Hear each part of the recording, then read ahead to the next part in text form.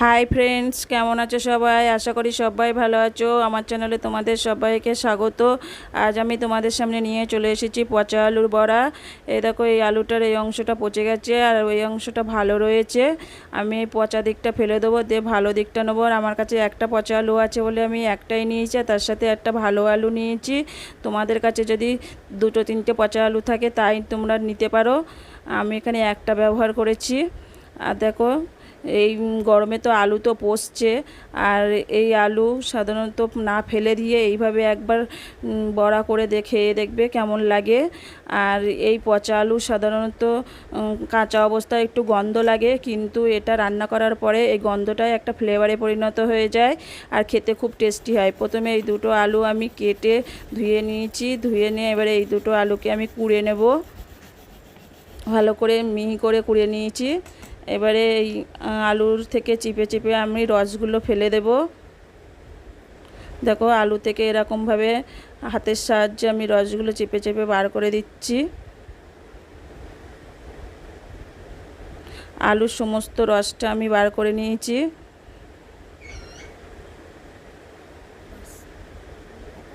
আলুর রস বার করে নেওয়া হয়ে গেছে। এবারে আমরা এতে এক এক করে মশলা মাখাবো। প্রথমে 1 চামচ আদা বাটা দিয়েছি, তারপরে 1 চামচ রসুন বাটা দিলাম, একটা মিডিয়াম সাইজে পেঁয়াজ ও 4টে কাঁচা লঙ্কা পেস্ট করে দিলাম।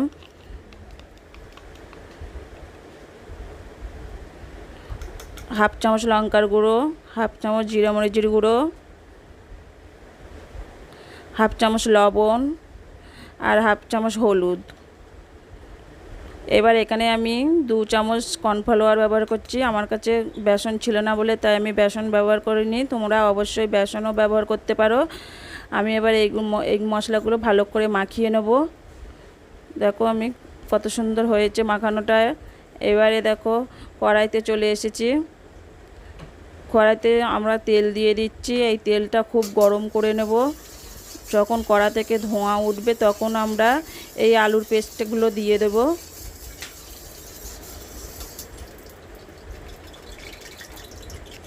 কড়া থেকে ধোঁয়া উঠে গেছে। এবার একটা ছোট চামচের সাহায্যে আলুর পেস্টগুলো দিয়ে দেব। দিয়ে একটু চেপে চেপে একটু বড় সাইজ করে নেব।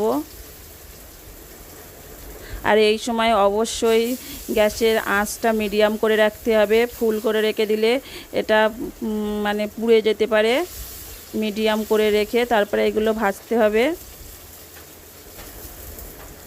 আমি প্রথমবারে 3টে দিয়েছি, তারপরে বাকিগুলো আমি এরকমভাবে ভেজে নেব।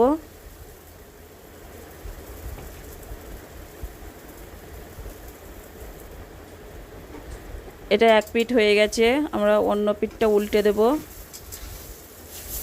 দেখো কত সহজে উঠে যাচ্ছে।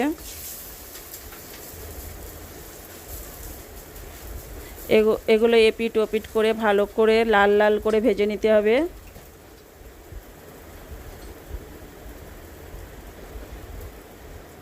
দেখো এগুলো আমার উল্টে পাল্টে ভেজে নেওয়া হয়ে গেছে। এবার আমি এগুলো তুলে নেব।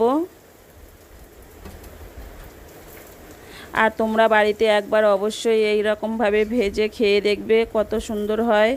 আর কেমন লেগেছে সেটা আমাকে কমেন্টে জানাবে। আর যদি এই রেসিপিটা ভালো লাগে তাহলে লাইক, কমেন্ট, শেয়ার এবং সাবস্ক্রাইব করবেন। পাশে থাকবেন। ভালো থাকবেন, সুস্থ থাকবেন।